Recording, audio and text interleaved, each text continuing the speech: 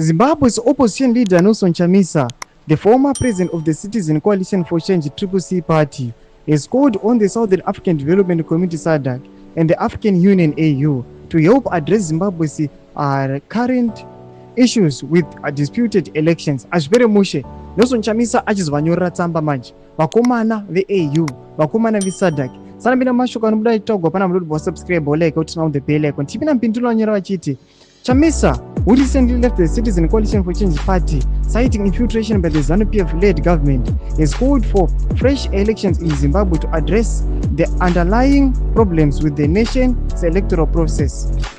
He said via SABC News, "My role is to bring that other piece of Zimbabwe that Mr. Mnangagwa doesn't have. The country is divided by half.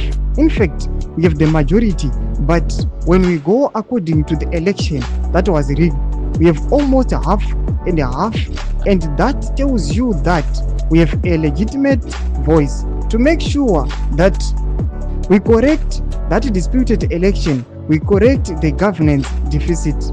Zimbabwe has not been in its best of place since the 2000s, and we still have those problems.